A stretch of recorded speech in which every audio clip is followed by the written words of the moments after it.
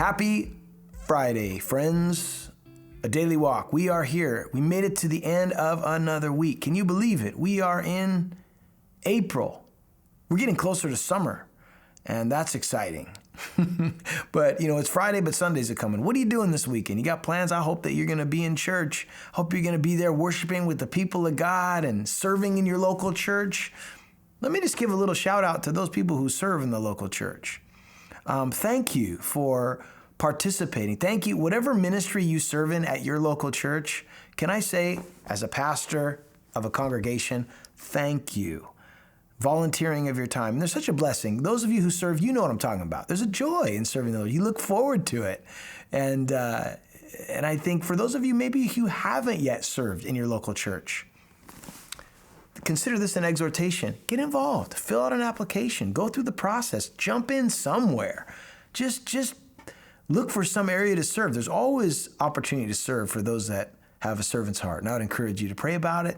Seek the Lord. Wherever you call your church home, get involved.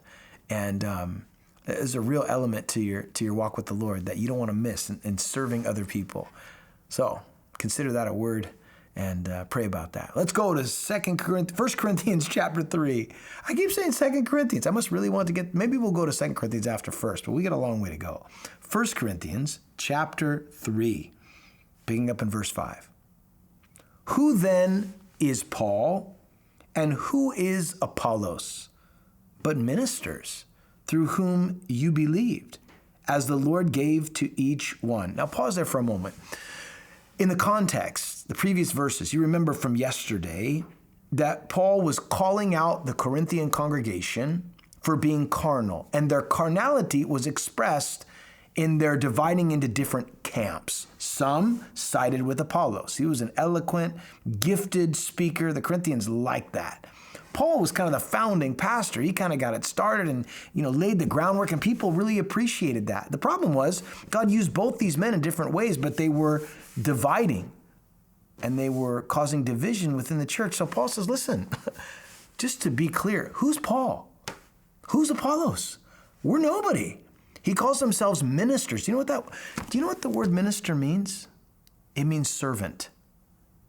Sometimes people think that minister or pastor, the title of that is given means that somehow we're over the people. Actually, if you really understand it from the biblical perspective, we are to be under the people. We are to take the position of a servant. That is what the word minister means. Pastor. It means you're a servant. It means you're a shepherd. I realize in my position that God has called me to, that I'm not here to be served, but I'm here to serve. I don't exist for the people to serve me. God has put me in this place so that I can serve his people, and I do it gladly, willingly. I love it. There's nothing I would rather do with my life, but I understand that I'm called to be a servant. So Paul says, who are we? Paul, Apollos? We're just servants. Folks, let that be clear. Whoever your pastor is or people that you appreciate listening to, all of us collectively, we need Jesus just like you. I need to walk with the Lord daily just like you. And so does any other pastor. Regardless of the size of their church, it doesn't matter. We're just servants. And if we forget that,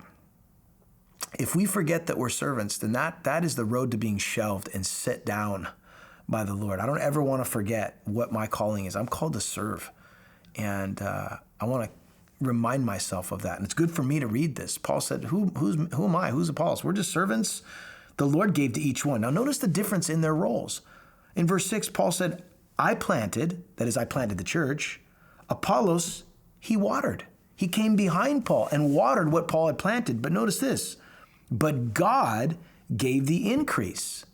I did my part, Apollo did his part, but ultimately the Lord's the one that brought it to life. Paul could have planted and Apollos could have watered, but if God wasn't involved, nothing's going to be accomplished.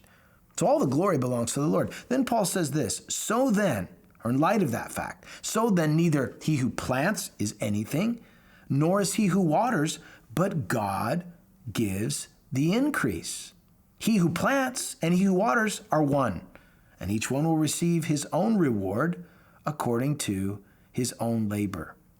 I find this to be encouraging. Paul said, my job, my calling was to come in to plant the church, to get it established, to lay the groundwork, the foundation. Apollos came in right behind me and watered and helped build and establish what had already been planted, and the Lord was the one that ultimately gave the increase. The harvest was brought about by the Lord. Paul did his job, Apollos did his job. Although they were separate in their role and their calling, Paul said, we're one. We're not divided. We're part of the same team. We're working toward the same goal.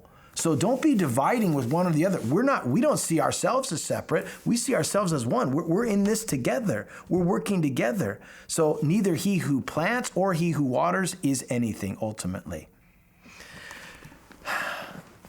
This is encouraging to me, and let me tell you why.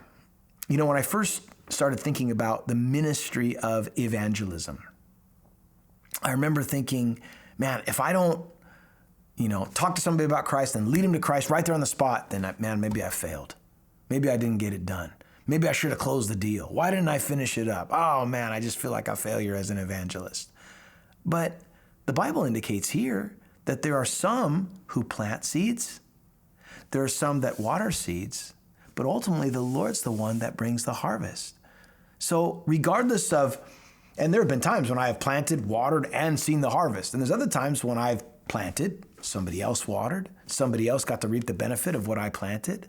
Other times I've watered where somebody else planted. You understand. It doesn't matter. It's all for the glory of God. So whether you're just planting seeds today or whether you're watering seeds that have been already planted, ultimately the harvest and the fruit that will come from that effort is because of the Lord. So there's no reason to be divided. We are on the same team. And we ought to see it as such. So Paul is calling this church out, saying there's no room for division. We're just servants. I'm behind this camera, in front of you. I'm nobody, folks. I'm just called to be a servant, and so are you.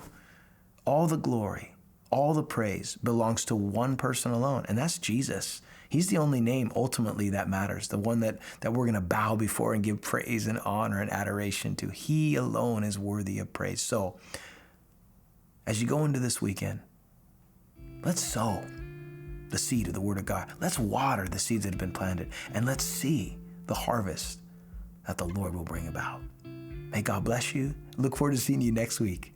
Take care.